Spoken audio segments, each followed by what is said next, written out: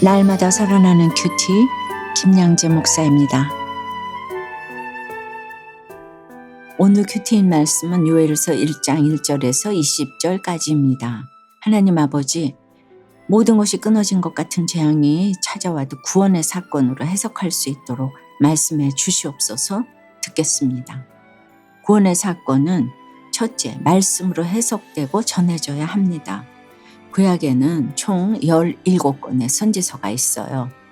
분량의 많고 적음에 따라 대선지서와 소선지서로 구분이 되는데, 오늘부터 우리가 묵상할 요엘서는 소선지서 중에서도 호세아서에 이어지는 두 번째 책이에요.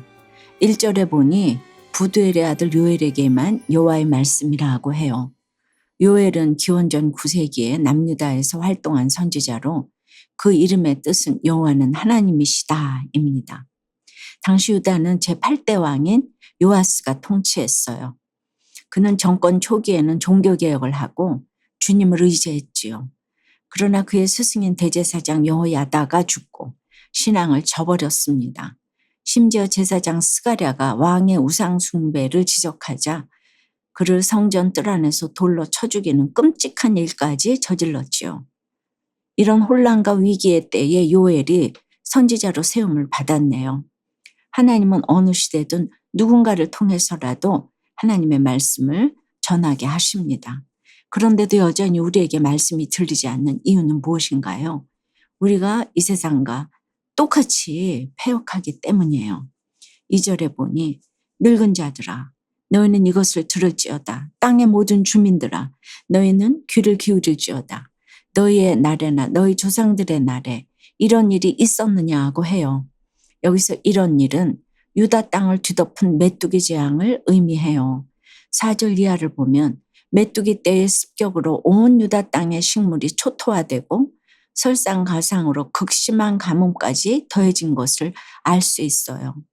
하나님은 이처럼 절체절명의 재앙으로 고통받는 유다 백성에게 특별히 요엘 선지자를 보내주시고 그 재앙을 말씀으로 해석하게 하십니다. 어떤 일도 성도에게 우연은 없습니다. 오로지 하나님의 섭리만 있을 뿐이에요.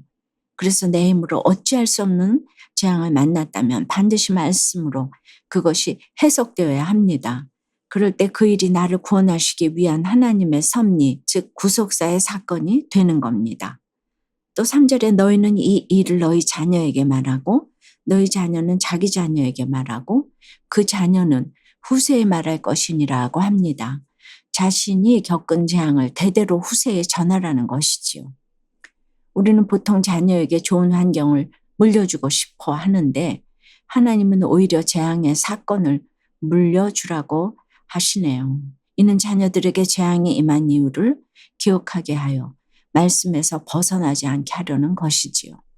그렇습니다. 우리가 자녀에게 물려줄 최고 유산은 많은 재산도 명예도 아니고 오직 믿음입니다. 그래서 죄의 결과가 무엇이고 주님을 어떻게 섬겨야 하는지 자녀에게 전해주어야 합니다. 적용해 보세요. 여러분은 지금 어떤 절체절명의 사건 앞에 있습니까? 그 사건에서 내가 들어야 할 말씀은 무엇인가요? 구원의 사건은 둘째, 내 고난보다 주님을 떠난 내 죄가 더 크다는 것을 아는 것입니다. 5절에 취하는 자들아 너희는 깨어 울지어다. 포도주를 마시는 자들아 너희는 울지어다. 이는 단 포도주가 너희 입에서 끊어졌음이니 라고 해요. 포도주를 마시는 자들은 두말할 나위 없이 방탕과 타락에 빠져 마냥 즐거워하는 사람들입니다. 그러나 이제 그들은 즐거워할 수가 없습니다. 그 근원이 끊어졌기 때문이에요. 메뚜기 떼가 그들의 포도나무를 덮쳐 더는 새로운 포도주를 만들 수 없기 때문입니다. 술과 죄는 둘 다 사람다운 삶을 살지 못하게 한다는 점에서 유사합니다. 술에 취한 사람은 자신에게 위기가 닥쳐도 알지 못하죠. 죄에 빠진 사람도 그렇습니다. 심판이 바로 자기 코앞에 닥쳐도 깨닫지를 못합니다. 6절과 7절을 보세요. 다른 한 민족이 내 땅에 올라왔음이로다. 그들은 강하고 수가 많으며 그 이빨은 사자의 이빨 같고 그 어금니는 암사자의 어금니 같도다. 그들이 내 포도나무를 멸하며 내 무화과 나무를 긁어 말갛게 벗겨서 버리니 그 모든 가지가 하얗게 되었도다라고 해요. 남유다는 원래 하나님의 보호를 받는 백성이지요. 그럼에도 다른 한 민족이 유다를 덮쳐 모든 것을 삼킨 이유가 무엇입니까? 유다가 범죄함으로 하나님이 그 보호의 손길을 거두셨기 때문입니다. 우리가 평안히 살 수 있는 비결은 절대적인 하나님의 보호하심 덕분입니다. 결코 나의 능력이나 성취 때문이 아니에요. 아무리 내가 완벽한 요새 같은 집에 살아도 그렇지요.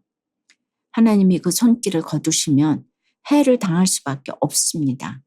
8절 이하에 나오는 것처럼 처녀가 약혼한 남자의 죽음으로 애곡함 같이 하고 제사장은 소제와 전제가 중단되어 슬퍼하고 모든 밭의 소산이 없어지므로 사람의 즐거움이 마르는 애곡을 할 수밖에 없다는 거예요. 우리 삶에는 주님의 손길이 닿지 않은 것이 하나도 없습니다. 이것이 깨달아질 때 내 고난보다 하나님을 떠난 내 죄가 더 크다는 것을 알고 주님 앞에 엎드리게 됩니다. 적용 질문입니다. 재앙의 사건으로 나의 어떤 즐거움이 말랐습니까? 여전히 내가 겪는 고난이 내 죄보다 더 크다고 여기지는 않으세요? 기쁨과 즐거움이 끊어지는 슬픔 가운데서도 여호와의 날이 가까웠음을 깨닫고 주께 부르짖었더니 가족의 구원을 하나님의 선물로 받게 되었다는 한 청년의 큐티인 묵상 간증이에요. 저는 가난한 집안의 늦둥이 막내로 태어났어요. 어려서부터 부모님께 네가 태어나면 다른 집에 입양 보내려고 했다는 말을 듣다 보니 늘 나는 왜 태어났을까 생각했지요.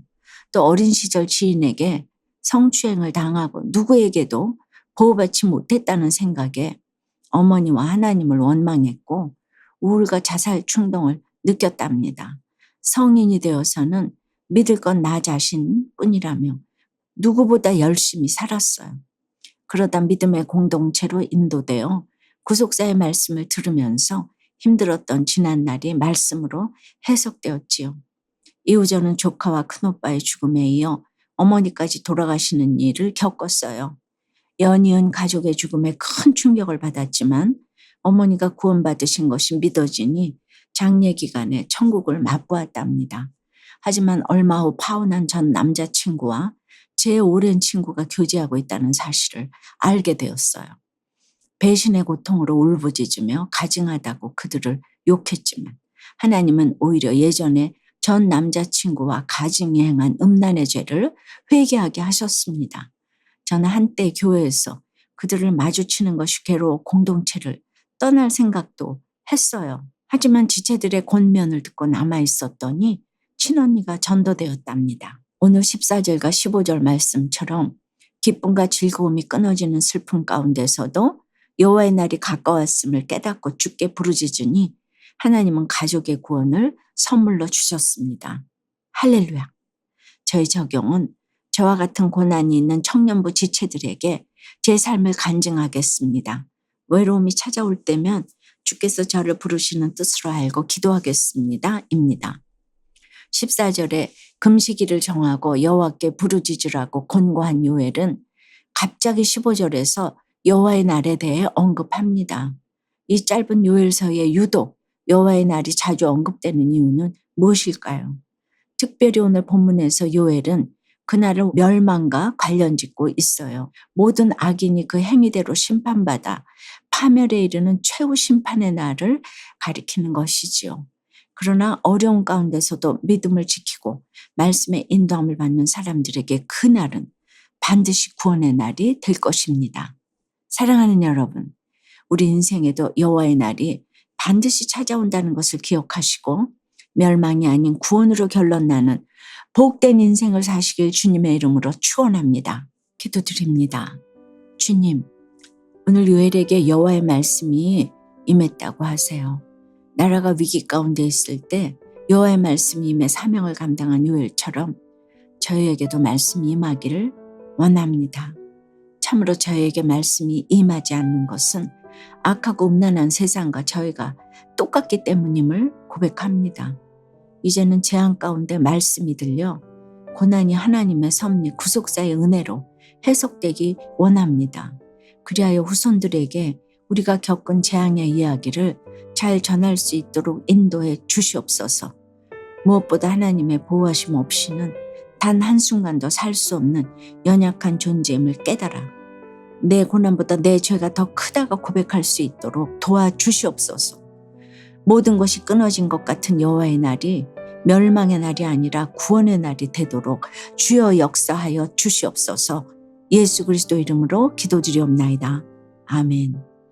지금까지 우리들 교회 김양재 목사님이었습니다.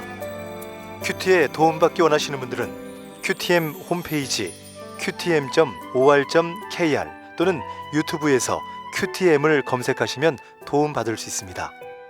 자세한 문의사항은 지역번호 031-705-5360번으로 문의하시기 바랍니다.